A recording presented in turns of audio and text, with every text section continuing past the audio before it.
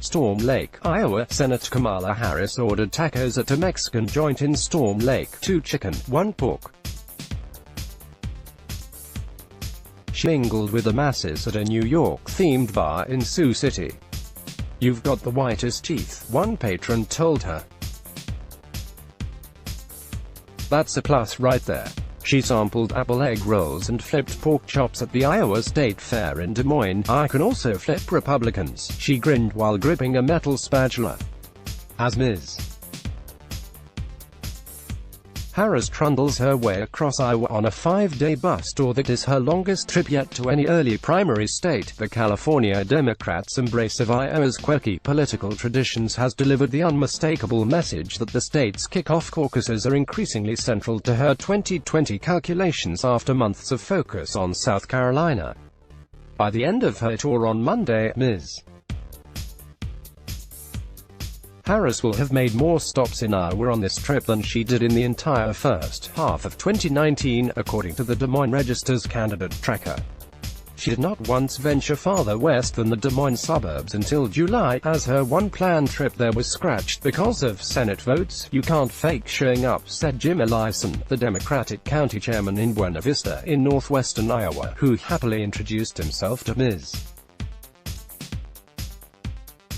Harris outside the Storm Lake taqueria on Friday. Here's the latest data on who's leading the race to be the Democratic nominee. Now Ms. Harris is showing up. The giant crowd of reporters, cameras, supporters, staff and even some hecklers that shadowed her across the state fairgrounds testified to a rising presence in the state. Her campaign boasts 50 full-time staff in Iowa, plus 20 paid fellows, spread across 7 offices. She bought her first television ad of the primary this week, here airing a minute-long introductory spot statewide. And in the latest Iowa poll, from Monmouth University, Ms. Harris had inched up to third place, at 11%, behind former Vice President Joseph R. Biden Jr. 28% and Senator Elizabeth Warren 19%. Senator Bernie Sanders was at 9%, Mayor Pete Buttigieg was at 8% and the rest of the field was far behind.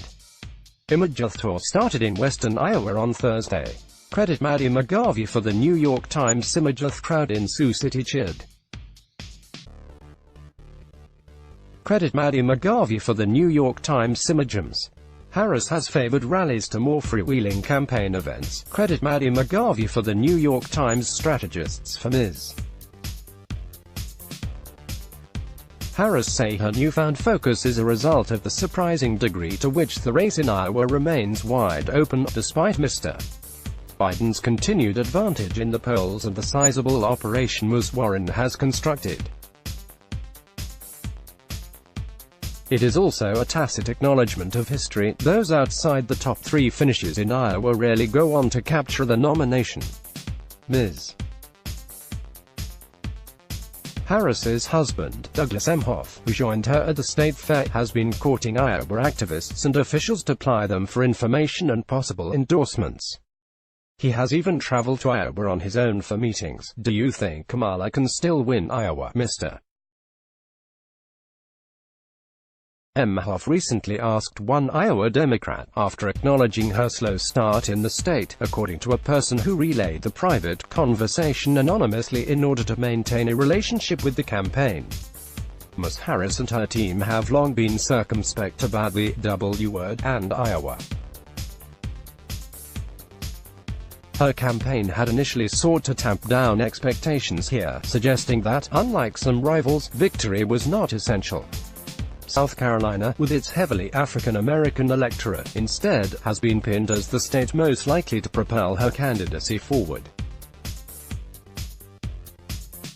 But South Carolina is the 4th state to vote, and scoring an earlier victory elsewhere is often key to success there, as it was for Barack Obama in 2008. Image supporters waited for Ms.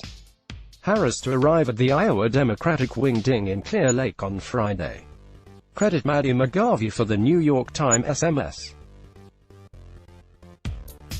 Harris herself was in Iowa on the night of Mr. Obama's Iowa caucus victory, which famously helped him consolidate the support of African American voters over a popular and well-known Democrat, Hillary Clinton. Now it is Ms. Harris seeking to chip away at the solid support in the black community for another well-known Democrat, Mr. Biden. Sign up for our politics newsletter and join the conversation around the 2020 presidential race. In an interview aboard her campaign bus, where snacks included Iowa-shaped cookies and some with Kamala written in frosting, Ms. Harris said the Iowa caucuses are obviously significant in terms of the perception of the strength of the candidacy going into the rest of the primary calendar.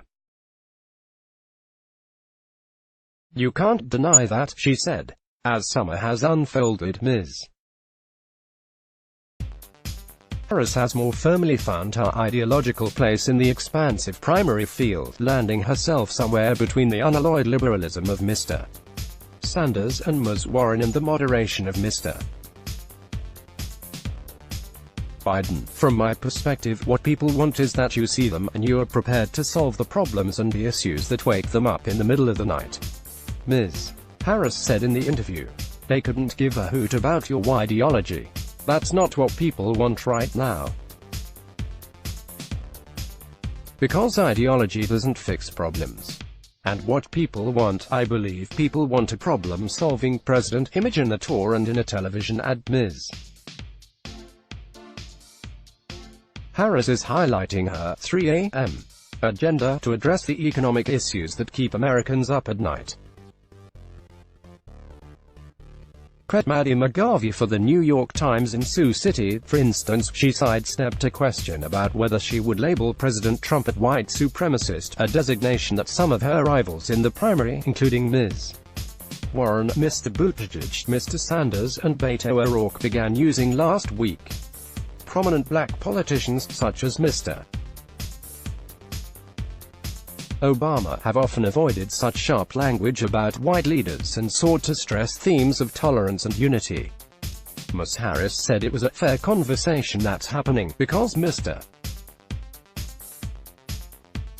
Trump has been about condoning the conduct and certainly accommodating the conduct of white supremacists. In interviews, numerous Iowa voters said they were drawn to Ms. Harris's potential history-making candidacy as a black woman, and to what they perceived as her toughness. "Fewer mention policy specifics. I think she can fight Trump and win," said Ilana Jondal, a retiree in Fort Dodge. Ms. Harris's inaugural television spot in Iowa features her 3 a.m. agenda, which aims to address the economic issues that keep Americans up at night. It leads with her promise to cut taxes for the middle class, and includes her proposals to address gender pay equity and establish Medicare for all. Angie Miller of Cedar Rapids, who came to see Ms. Harris speak on the soapbox at the State Fair on Saturday, said she had already seen Ms. Harris's first ad and that it grabbed my attention and made me really gravitate toward her. Image of fairgoers tried to catch a glimpse of Ms. Harris. Credit Maddie McGarvey for the New York Times. Signature grilling pork is a ritual at the fair. Credit Maddie McGarvey for the New York Times. Images. Harris navigated the crowds of press members at the Iowa State Fair on Saturday. Credit Maddie McGarvey for the New York Times and her State Fair speech. Ms. Harris's pitch for a middle-class tax cut received little applause. But her new favorite line about Mr. Trump, "Dude, got to go," had the crowd roaring, as did her declaration that, "We will pay teachers their value." Asked in the interview why, as a progressive Democrat, she is leading with tax cuts, Ms. Harris said, "We've got to multitask. I like to cook. I have 5 burners. They can all roar at the same time," she said. "For most of my life, I've had 4. Now I have 5, less freewheeling than some of her rivals." Ms. Harris favored structured events, like rallies and curated roundtables early in 2019, rather than the unpredictability of chance encounters along the trail that have long characterized Iowa campaigning. when Ms. Harris taped a podcast before live Cedar Rapids audience in February. Her team requested a rundown of the questions she would be asked in advance, said Simeon Talley, a Democratic activist and one of the podcast co-hosts. They were very specific, he recalled, more so than other 2020 candidates who have appeared. Even in our conversation with her, I got a sense that she was rehearsed is maybe not quite the right word, but you got a sense that she had things that she was going to say and stay on script, said Mr. Talley, who is undecided for 2020 but likes Ms. Harris. It could be used as a knock against her that she's cautious or rehearsed. Maybe there is an element of that, but it's probably contributed to her rise and successful political career. Images supporters took pictures with Ms. Harris's bus in West Des Moines on Saturday. Credit Maddie McGarvey for the New York Times with her sister and campaign chair, Kamala Harris, by her side. Ms. Harris appeared more than comfortable on this trip, and she greeted voters for the first 2 days while sporting immaculately white Chuck Taylors.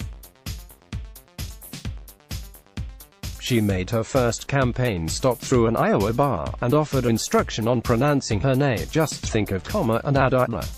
She asked children about the summer vacations.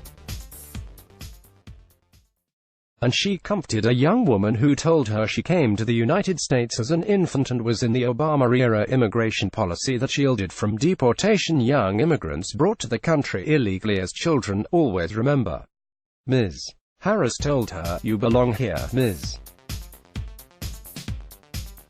Harris suggested she not only was enjoying her time in Iowa but signaled there was more to come. "Spending time in Iowa has been really helpful to me," she said in Sioux City. "You are making me a better candidate. Let's block ads." Why?